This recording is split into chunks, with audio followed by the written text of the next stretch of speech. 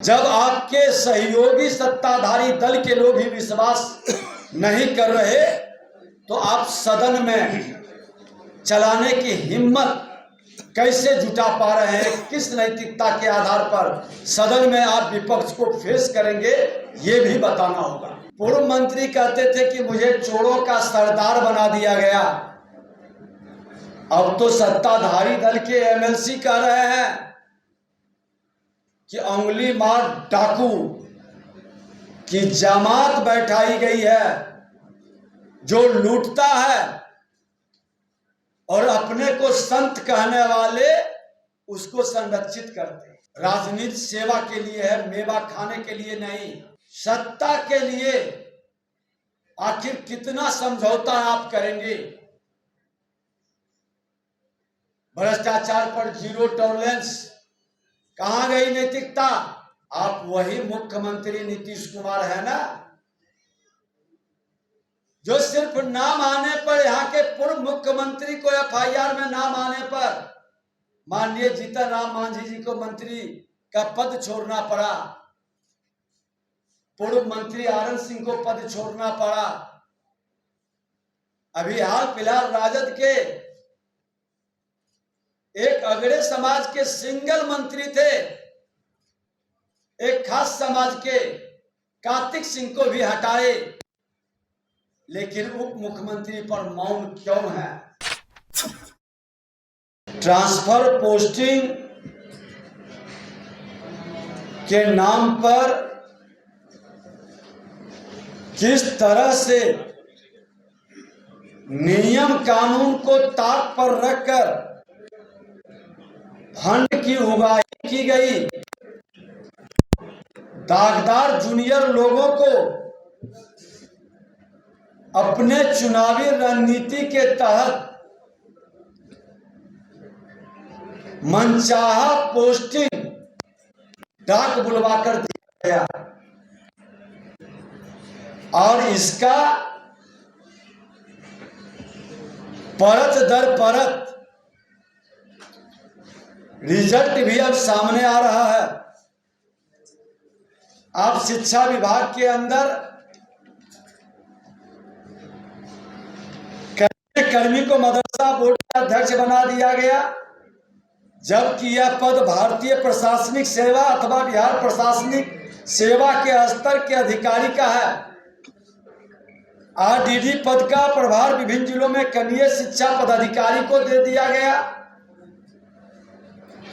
ये सब आप ही लोगों के माध्यम से आ रहा है, जांच के क्रम में निकल रहा है। स्वास्थ्य विभाग में जो ट्रांसफर पोस्टिंग हुआ 48 घंटे के अंदर, उसको रद्द किया गया। बताना चाहिए क्या कारण था। ग्रामीण विभाग, ग्रामीण कार्य विभाग और ग्रामीण विकास विभाग के अंदर भी जो खेल हुआ है सबको मालूम है। समाज कल्याण विभाग में तो पूरी कंपटीशन ही डाक बोली का लगाया गया।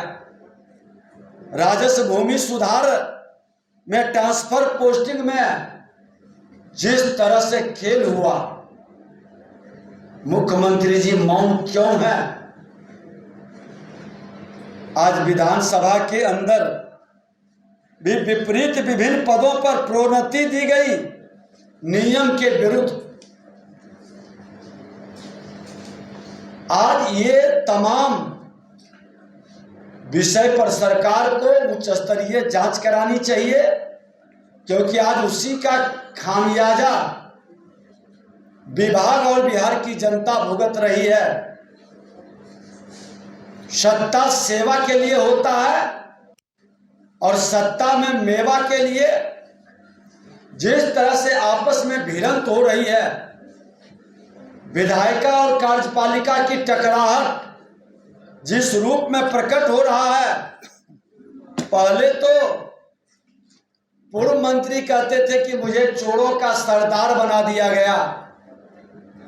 अब तो सत्ताधारी दल के एमएलसी कह रहे हैं कि अंगुली मार डाकू की जमात बैठाई गई है, जो लूटता है और अपने को संत कहने वाले उसको संरक्षित करते हैं।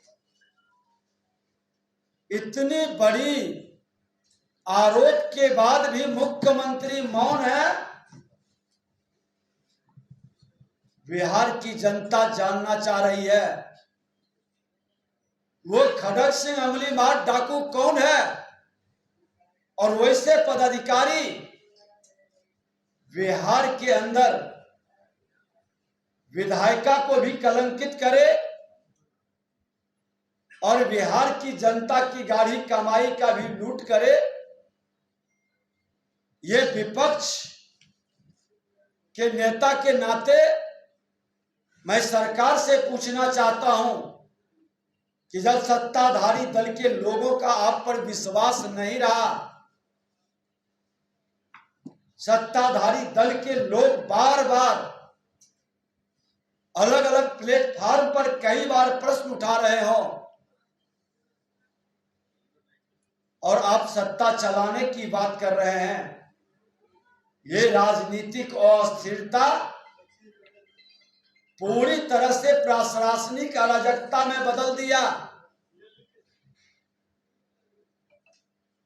शिक्षक अभ्यर्थी का मामला हो, शिक्षक नियुक्ति के नियमावली का मामला हो,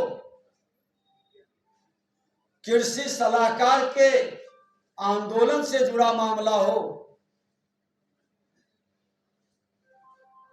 या नियोजित शिक्षकों से जुड़ा मामला हो, वित्तरहित शिक्षकों से जुड़ा मामला हो, मुख्यमंत्री जी आप मौन क्यों हैं? अपराध भ्रष्टाचार पर भी आपका जवाब नहीं है। सदन के अंदर माननीय मंत्री इजराइल मंसूरी पर आज तक मौन आप बैठे हैं। चार्जशीटेड उप मुख्यमंत्री पर भी आप कोई जवाब नहीं दे पा रहे हैं। आप वही मुख्यमंत्री नीतीश कुमार है ना, जो सिर्फ नाम आने पर, यहाँ के पूर्व मुख्यमंत्री को एफआईआर में नाम आने पर माननीय जीतन राम मांझी जी को मंत्री का पद छोड़ना पड़ा, पूर्व मंत्री आनंद सिंह को पद छोड़ना पड़ा। अभी हाल फिलहाल राजद के एक अगड़े समाज के सिंगल मंत्री थे, एक खास समाज के कार्तिक सिंह को भी हटाए, लेकिन उप मुख्यमंत्री पर मौन क्यों है? क्यों इतने लाचार बेबस हैं?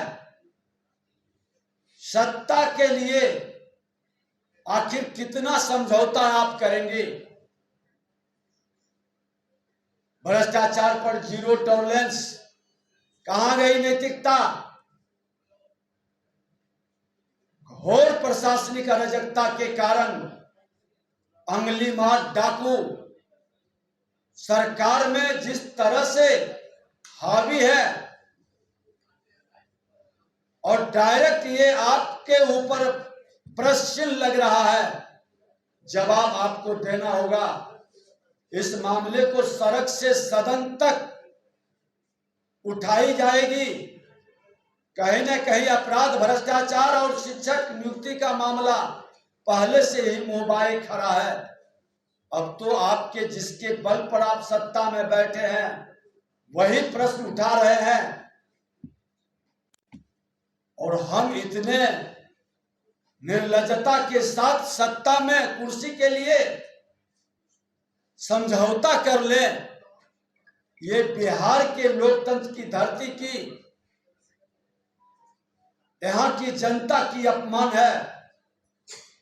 राजनीति सेवा के लिए है, मेवा खाने के लिए नहीं। और इस तरह का समझौता का जवाब देना होगा। जब आपके सहयोगी सत्ताधारी दल के लोग ही विश्वास नहीं कर रहे तो आप सदन में चलाने की हिम्मत कैसे जुटा पा रहे हैं? किस नैतिकता के आधार पर सदन में आप विपक्ष को फेस करेंगे, ये भी बताना होगा।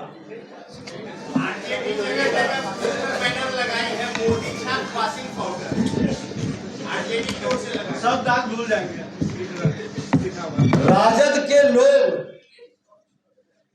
कांग्रेस के सहयोगी रहे हैं और कांग्रेस सहयोगी सभी लोग संवैधानिक संस्था पर भी विश्वास नहीं करते, लोकतंत्र में भी विश्वास नहीं है, संविधान में भी विश्वास नहीं है। माननीय न्यायालय के द्वारा जो आरोपित होते हैं उस पर भी भाजपा से जोड़ के भाजपा के वॉशिंग पाउडर से अपने को बचाने का प्रयास करते हैं, लेकिन भाजपा संवैधानिक संस्था पर विश्वास ही नहीं करता है, उसके पालन के लिए भ्रष्टाचारियों को बख्शने वाला नहीं है।